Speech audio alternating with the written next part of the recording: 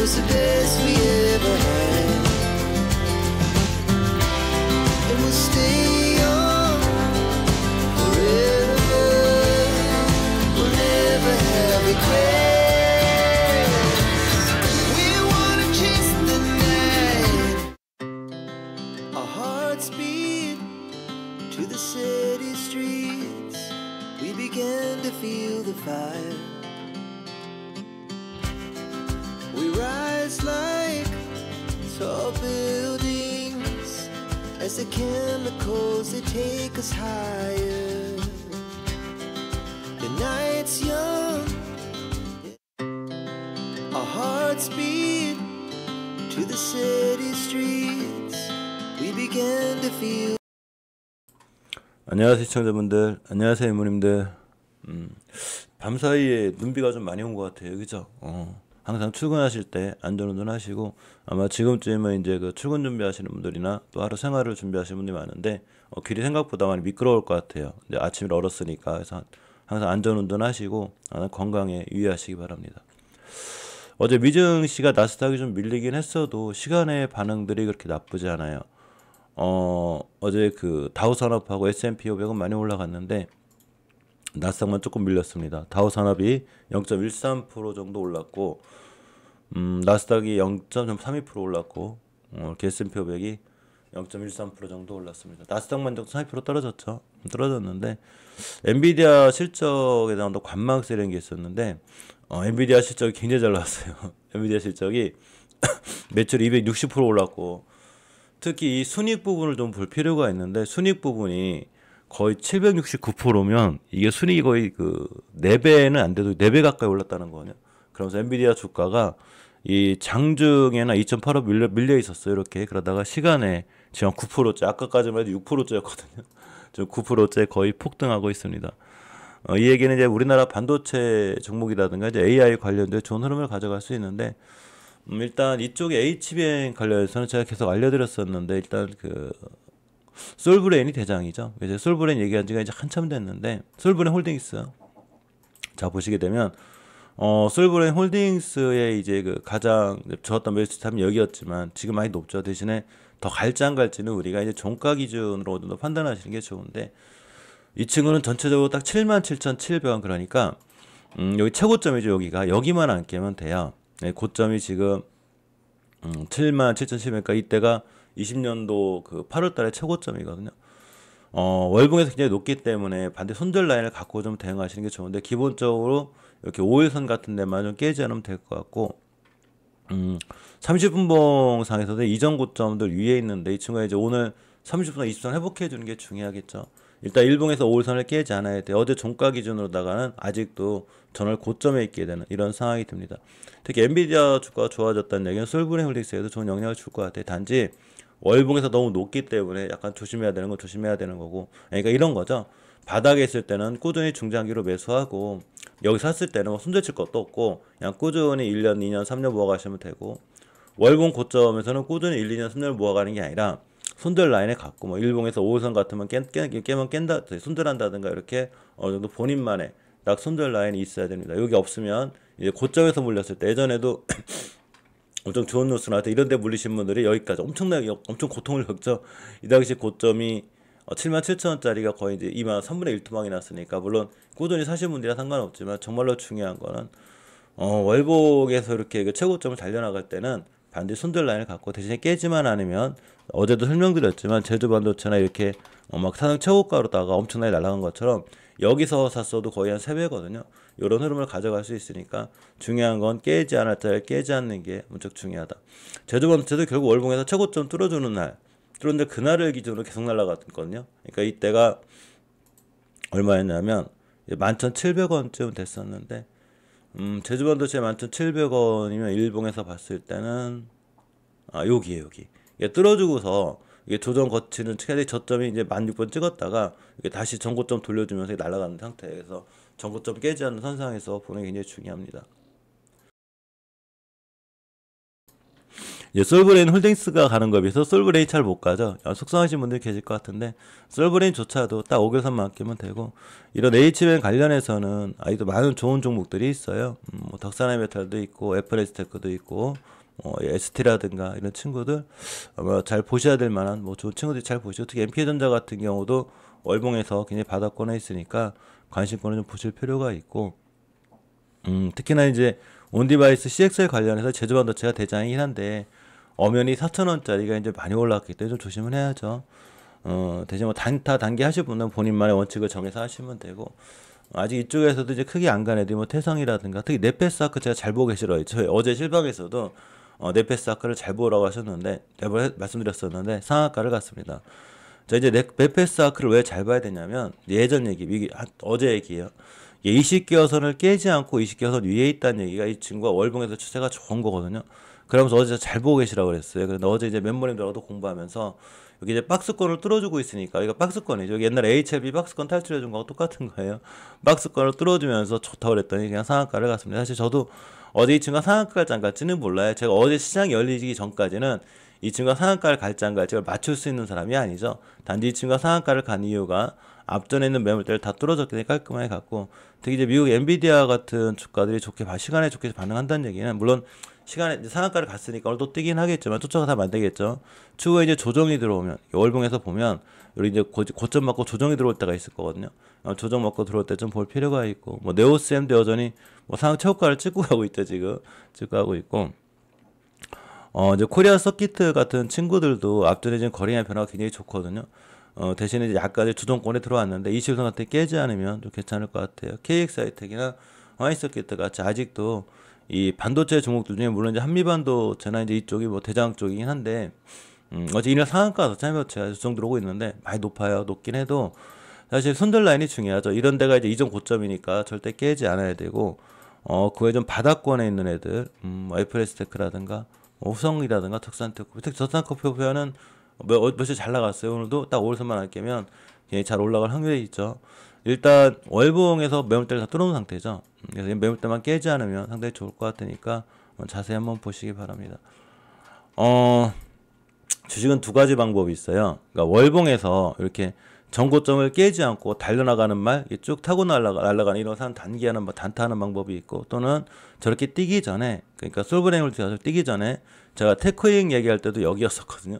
이제 뭐 거의 뭐 못 따라잡고 뛰기 전에 이제 바닥권에서 솔브레인 홀딩스처럼 시간을 갖고 꾸준히 바닥권에서 잘 모아나가는 거죠. 이게 제일 좋은 전략이에요. 월급 탈 때마다 잘 모아나가면 엄청난 좋은 수익을 거두게 되고 또 하나가 이제 보통 스윙이나 단기 투자할 때는 약간 월봉에서 높은 걸 산다 하더라도 본인만의 어떤 그 단기 전략이나 손절 치는 전략 이런 것만 있으면 아마 굉장히 좋은 수익을 거둬줄 수 있는 게 또 우리 단기로도 대응할 수 있는 시장을 대응할 수 있는 그런 상황이 됩니다. 밸류업 발표가 이제 26일이죠. 26일로 알고 있는데 이런 밸류업과 관련해서 이제 그 저PBR 관련주들 아직 안 올라간 친구들 몇 개 있고 자 근데 이제 문제는 밸류업 발표를 앞두고 우리 개인들이 B2 18초였대요. 제가 이렇게 하지 말라고 그랬죠. 이 B2가 사실은 아무리 우리나라 시장이 좋고 그렇다 하더라도 B2가 많으면 하나의 증시의 내관이 돼요. 그래서 우리 제 영상을 자주 보신 시청자분들이나 우리 멤버님들은 신용미수 되도록이면 쓰지 말고 아예 안 쓰는 게 좋아요. 가장 위험한 시장이 주식시장인데 가장 위험한 시장을 막 빚내서 투자하고 막 그 신용 쓰고 미수 쓰고 하고 그리고 또 그거를 오버나잇 한다는 그 자체가 아주 굉장히 위험한 거죠. 그죠? 이 부분들은 많이 명심하시고 굉장히 조심하셔야 되지 않을까 이렇게 생각해 봅니다. 하나 시장의 내관이 되죠.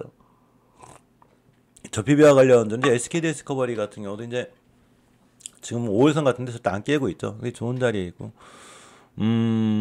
이 기업 분석을 해보면 PBR이 거의 0.34밖에 안 돼요. 뭐 SK디스커버리뿐만이 아니라 뭐 삼성물산이 많이 올라왔고 그죠. LS 같은 경우도 좀 낮은 어떤 PBR을 갖고 있어요. 성장기업 지주 제가 얘기해드린 지가 한참 됐는데 이 친구도 굉장히 저평가되어 있거든요. 보시면 PBR이 0.27밖에 안 돼요. 어제 같은 날 거의 뭐 한 5%대 잘 올라가죠. 아마 이 친구 저 PBR 관련해서 앞으로도 흐름이 조금 더 강해지고 좋아지지 않을까. 단지 요거가 좀 매물대가 있어요. 그럼 조심하시면 되고. 현대차가 살짝 조정이 들어왔죠. 이제 월봉에서 고점 찍었으니까 조정이 들어왔는데 좀 조정의 깊이가 들어왔을 때 21선 같은데 밀려주면 괜찮을 것 같고, 현대차 같은 데 있을 때 여기니까 지금의 자리는 좀 높다. 항상 월봉 바닥에서 주식을 사는 게 상당히 좋죠.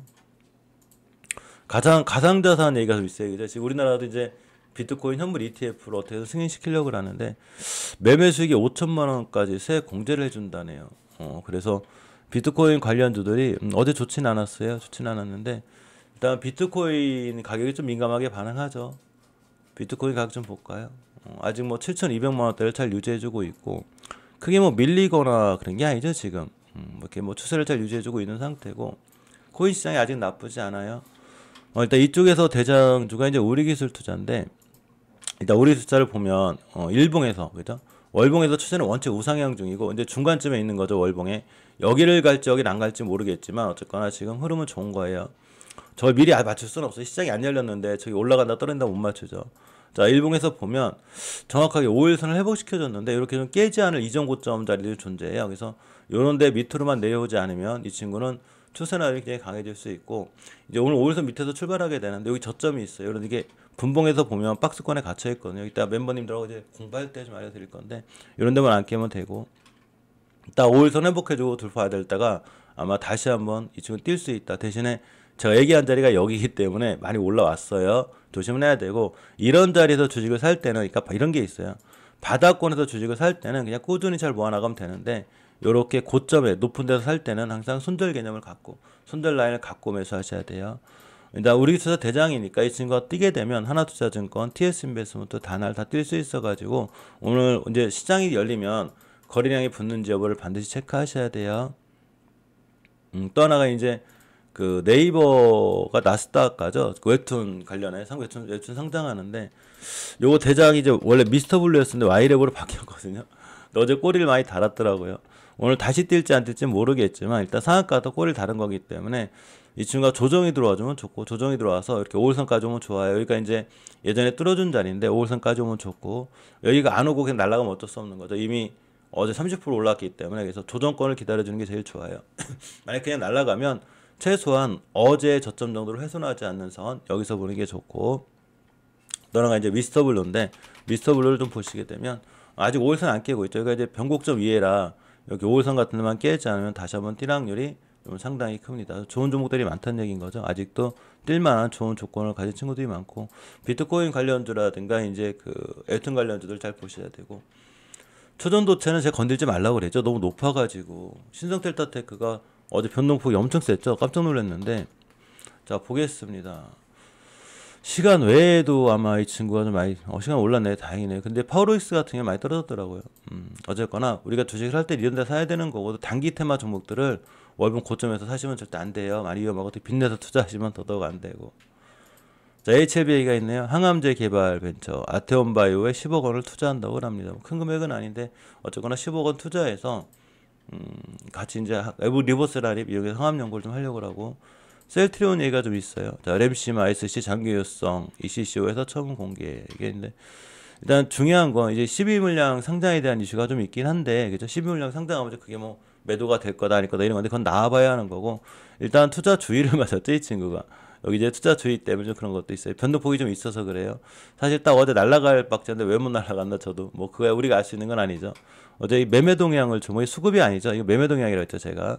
매매 동향을 보면 외국인들 매도세가 좀 있어요. 센 건 아니고 기관하고 이제 투신들이 좀 팔고 있는데 연기금은 꾸준히 사고 일단 자리를 깨지 않는 게 중요해요. 무조건 자리예요. 일단 월봉이나 주봉에서는 추세가 좋기 때문에 딱 일봉에서 5일선만 안 깨면 되고 심하게 5일선을 깼다 하더라도 돌려주면 되는데 이렇게 이격이 11선하고 붙어있기 때문에 이런 자리들 두 번째 매물대 같은 자리들만 안 깨면 오히려 단기로도 살만하고 대신에 중장기 하시는 분들은 여기서 매수했어야 되고 여기나 지금 이제 단기 그러니까 단기라는 게 무슨 말이냐면 단기로 샀다가 수익권에 있을 때는 중장기로 쭉 끌고 가도 되는데 단기로 샀다가 물렸을 땐 일단 짧게 손절 친 다음에 그 다음 상황을 지켜보라는 거예요. 난 기술적으로 이런 데만 안 깨면 되고 되게 아주 가깝게는 5일선만 안 깨면 돼요. 특히나 지금 그 아직도 FDA 승인 기대감도 많이 갖고 있고 그 리버셀라님의 어떤 행보 이런 게 전혀 변함이 없어요. 즉 이 회사가 지금 하는 일, 걷고 있는 길이 전혀 변함이 없다는 거예요. 이 주봉에서 이제 수익이 굉장히 크실 테니까 최소한 5주선도 깨지 않는 한 빨리 차익 실현할 필요가 없다는 거죠. 단지 단기로 이제 고점에 사신 분들만 본인의 원칙에 맞게끔 나는 날 판단하셔가지고 결정하시면 되는데 여전히 그 HLB 행보는 회사 행보는 굉장히 좋다. 이렇게 생각하시면 돼. 단지 모든 주식은 수급에 기인하기 때문에 여기서부터는 자리를 깨지 않는 게 중요하고 아직 어제 종가 기준으로는 자리를 깨지 않았어요. 단지 시간에 좀 많이 밀렸더라고 이 친구들이. 어제 HLB 좀 봤는데 2.74% 78,500원이면 이 친구 5일선이 77,600원이기 때문에 아직도 5일선 위에서 끝난 거예요. 시간의 기준으로도. 그러니까 너무 걱정하기보다는 좀 이렇게 좀 마음을 편하게 수익권이신 분들은 항상 이게 손절은 빨리 쳐야 되는 거고 수익은 길게 가져가야 되는 거예요. 이 부분을 꼭 명심하시고 바닥에 사신 분들이 아직도 뭐 25,000, 30,000원이면 250%의 수익이기 때문에 너무 겁내거나 막 수익 토해낸다 걱정하지 말고 최소한 맘 편하게 5일선도 안 깼는데 뭐 이렇게 생각하시면 돼요. 특히나 이 친구는 최고점 이 85,000원, 85,000원대 여기 또 지금 이제 원래 이 전고점에서 이렇게 헤매요 항상. 그래서 이 전고점만 뚫어주면 이제 완벽한 새로운 신시장이 열린다 이렇게 생각하시면 돼요. 이제 저거 뚫어준 매물대가 없죠 이렇게. 그러니까 솔브레인 홀딩스하고 똑같다고 제가 알려드렸죠. 솔브레인 홀딩스도 이제 전고점 돌파하면서 완전히 신세계가 열렸는데 물론 이제 중요한 거는 솔브레인 홀딩스가 이런 자리 깨지 않는 거죠. 자, LCLB가 강해지게 되면 LG라든가 L생, LT 전부 다 강해집니다. LG 같은 경우도 월봉에서 투자가 굉장히 좋죠. 특히나 LG도 주봉에서 5주선만 깨지 않으면 되고 오늘 목요일이죠. 자, 일봉에서 21선만 깨지 않으면 돼요. 이 자리가 중요한 거야. 어떤 뉴스, 뭐가 어떻고 막 이런 뉴스보다는 이게 분석이라는 게, 회사 분석이라는 게 결국 월봉 고점에서 회사 분석은 의미가 없죠. 그러니까 이렇게 어떤 주식들이 뛰기 전에 바닥에서부터 분석해놓고 기다렸어야죠. 그죠? 솔브레인 홀딩스를 분석하려면 여기서 분석했어야죠. 바닥에서. 여기서는 이미 회사에 대한 분석은 끝난 거고, 이제 기술적으로 깨지 않을 자리가 중요한 거죠.